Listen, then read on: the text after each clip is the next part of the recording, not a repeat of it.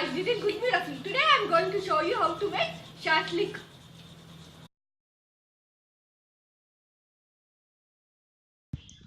So guys, now we'll start with the ingredients. So here I have 2 teaspoons of tomato puree, thick puree or tomato sauce. Then turmeric 1/4 of a teaspoon, black salt powder 1/4 of a teaspoon. Then this is garam masala 1/4 of a teaspoon, tandoori powder. Sorry guys, garam masala half a teaspoon. Then tandoori powder 1 teaspoon because it's the signature ingredient. A nice heap of tandoori powder 1 teaspoon. Then here I have jeera powder, that's cumin powder. Then here I have some chaat powder, half a teaspoon of chaat powder, salt according to taste. I have oil, 2 teaspoons of oil here, or tablespoon of oil, 2 tablespoons of oil. Then here I have freshly, you can add fresh pounded garlic. So here I have 2 teaspoons or 1 heap tablespoon of garlic paste, 1 heap tablespoon of ginger paste. You can increase or decrease according to your taste. Here I have the shashlik sticks where I'll be barbecuing them in this. So I have soaked this beforehand so that when you barbecue it or when you cook it, it should not get dry. So it should always be moist and wet. So I soaked it in water somewhere around 2 to 1 hour. And the reason why I soaked it is so that it doesn't get burnt. Then here I have 1 capsicum sliced in this style. As you can see here, the slices of capsicum in this style. Then paneer, 250 grams of paneer being cut into cubes, nice large cubes. You can keep them more thick, but I didn't keep it as it doesn't absorb much of masala. So I made them into just this much of height or this much fat cubes. Then here I have petals of onions being sliced in this way, as much as onions you like. Then tomatoes being cut in this way into cubes like shape, as you can see here, fresh tomatoes. Then here I have 3 tablespoons of thick yogurt or curds. It should be very thick, as if it's diluted, it won't catch the paneer and etc. The masala will become diluted and just slip off. So here I have thick 3 tablespoons of thick yogurt. You can add the ingredients according to the quantity you are making. For 200 grams of paneer, I'll be making so much. You can go ahead and add even mushrooms if you'd like to add mushrooms also. But just cut them into, slice them into middle and make them 2 pieces of each. And then barbecue them as it will get cooked well. Now we will start with the preparations.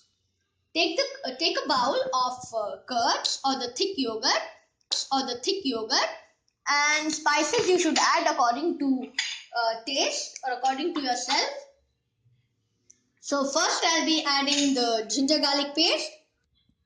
So in my thick curds I'll be adding the garlic paste. Ginger paste, I would like to have a little bit of ginger paste, so I'll be adding less of ginger paste. But garlic paste I'll be adding more, as I like the taste of garlic more into it. So guys, I'll be adding approximately 1 teaspoon of thick tomato paste or ketchup. See that it should be very thick. Turmeric powder, 1/4 of a teaspoon. Then the black salt, I'll be adding some of the quantity, as already tandoori powder consists of black salt etc. Then chaat powder gives it a really tangy taste, so I'll be adding a bit quantity of chaat powder.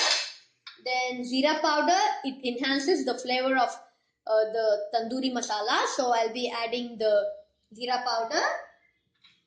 Tandoori powder is the main and the signature ingredients. Guys, this is chicken tikka powder or tandoori powder. If you don't get the chicken tikka powder, you can add the tandoori powder. You can add the ingredients according to your taste. Then I'm adding the garam masala, a pinch of salt.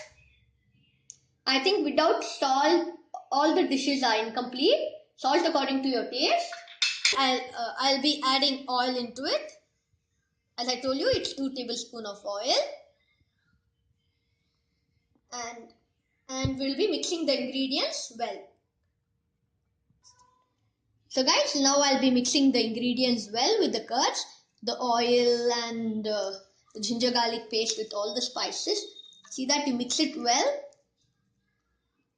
No ingredients should be seen separately.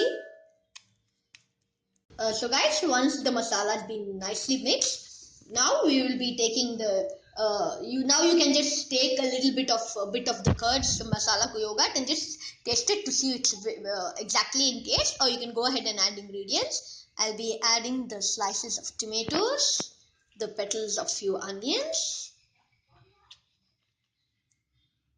See that the petals of onions are totally separated from each another. I like the taste of onions more, so I'll be adding a large quantity of onions, as my family also love the taste of onions. Then I'll be adding the capsicum. First, we will mix these ingredients so that they are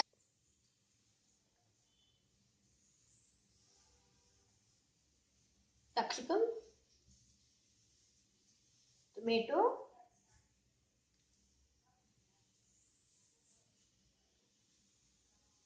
some petals of onion, then paneer, then again a piece of capsicum, tomato,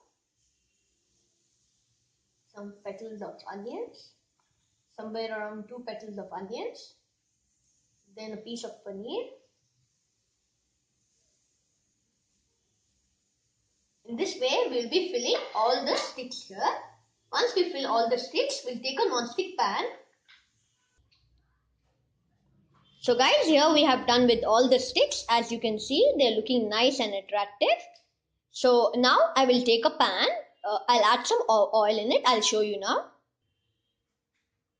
So guys, now we have taken a non-stick pan. I would also take a grilling pan, but if you take a grilling pan, you will get the nice grilling effect, but the masala won't get cooked properly. That's the reason why I took a simple non-stick pan where I sprayed some oil. You can add some oil, just spread it off. See that the volume is on very low, as it has to get prepared on a very low volume. Then in this way, I'll be keeping the shashlik over the pan slowly.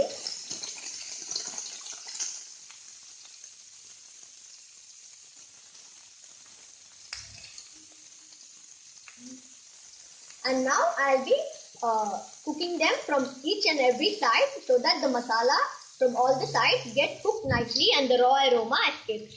And see that the volume of the flour is on very thin so that it will nicely get marinated and then get cooked. So guys, in intervals of time, we will be turning it around and we'll be adding some oil over it, simmering some oil over it, so that the masala gets cooked nicely from all the sides and it doesn't stay raw.